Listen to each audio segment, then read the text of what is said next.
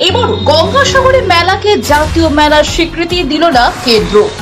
কুম্ভ মেলার পরে দেশের দ্বিতীয় বৃহত্তম মেলা গঙ্গাসাগর মেলা। মকর সংক্রান্তিতে লক্ষ লক্ষ মানুষের ভিড় জমে এই গঙ্গাসাগর মেলাতে।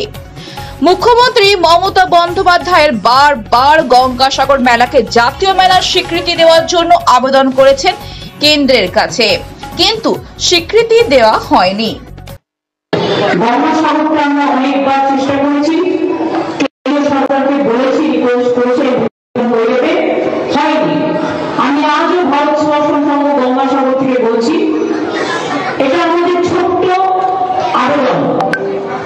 কুম্ভ মেলা যদি জাতীয় মেলা হয়, সেন্ট্রাল গভর্নমেন্ট হাজার হাজার কোটি টাকা খরচ করে, সেখানে রবিবারে নেমে গাড়িতে যাতায়াত করার সুযোগ আছে, কিন্তু আমাদের এখানে জলে আসতে হয়, অর্থাৎ এটার ভ্যালু সবচেয়ে বেশি।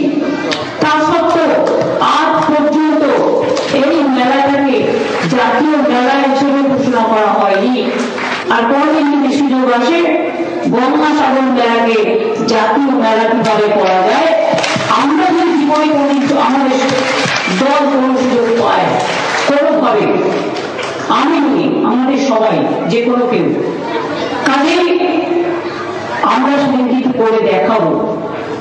এবার মথুরাপুর লোকসভা কেন্দ্রের সাংসদ বাপি হালদার কেন্দ্রীয় পর্যটন মন্ত্রীর কাছে গঙ্গাসাগর মেলাকে জাতীয় মেলার স্বীকৃতি দেওয়ার জন্য আবেদন করেন, কিন্তু কেন্দ্রের পক্ষ থেকে তা সরাসরি নাকচ করে দেওয়া হয়েছে। এবারও কিন্তু গঙ্গাসাগর মেলাকে জাতীয় মেলা স্বীকৃতি দেওয়া হলো না, সরাসরি না করে দিল কেন্দ্র সরকার। এই বিষয়ে কি বলছেন মথুরাপুর লোকসভা কেন্দ্রের সাংসদ, আসুন জেনে নেব বাপি হালদারের কাছে। দেখুন, আপনারা জানেন যে আমরা এই জন্যই বলি যারা বাংলা বিরোধী সরকার, বাংলার উন্নয়ন কোনোভাবে চায় না। আপনারা জানেন যে যেখানে কুম্ভ মেলাকে এতভাবে প্রমোট করা হচ্ছে, গঙ্গাসাগর মেলা যেখানে বাংলার মানুষ শুধু নয়, বিহার, উত্তরপ্রদেশ, উড়িষ্যা, বিভিন্ন প্রদেশ থেকে সারা ভারতবর্ষের মানুষ এই গঙ্গাসাগরের মেলায় যায়। আমাদের প্রিয় মুখ্যমন্ত্রী মমতা বন্দ্যোপাধ্যায় তিনি গঙ্গাসাগর মেলার জাতীয় মেলার জন্য বহুবার কেন্দ্রীয় সরকারের কাছে দরবার করেছে। আমি কোশ্চেন করেছিলাম মাননীয় মন্ত্রী গজেন্দ্র সিং শেখাওয়াত, ট্যুরিজম মিনিস্টার, যে এই মেলাকে কেন জাতীয় মেলার স্বীকৃতি দেওয়া হচ্ছে না, কারণটা কি, কেন দেবেন না আপনারা? পরিষ্কার করে তিনি বলেছেন no such proposal is the under the consideration of government. একদম পরিষ্কার বলছে যে তারা এই প্রপোজালকে কনসিডারেশন করছে না। আপনারা জানেন এর আগে এনআরজিএস এর টাকা আটকানো হয়েছে, এনআরজিএস এর সাধারণ মানুষের যে অধিকার, সেই অধিকার কেড়ে নেওয়া হয়েছে। 100 দিনের টাকা যেমন আটকেছে, সাথে সাথে বাংলার আবাস যোজনা, যেখানে সাধারণ মানুষের মাথা গোঁজার ঠাঁই দেওয়ার কথা কেন্দ্রীয় সরকারের তৈরি করে দেওয়ার কথা, এটা বড় বড় কথা বলেছিল 2024-এর মধ্যে প্রত্যেকের মাথা গোঁজার ঠাঁই করে দেবে। আজকের বাংলার ক্ষেত্রে সেই টাকা আজ আটকে দেওয়া হয়েছে।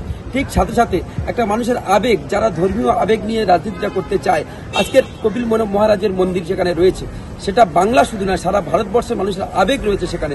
বহু মানুষ, হাজারে হাজার লক্ষ লক্ষ মানুষ সেখানে তীর্থ করতে যায়। গঙ্গাসাগর মেলাকে জাতীয় মেলার স্বীকৃতি বহুবার আমাদের প্রিয় নেত্রী মমতা বন্দ্যোপাধ্যায় তিনি দাবি করে এসেছেন, সেই দাবি আজকেও তারা নস্যাৎ করে দিল।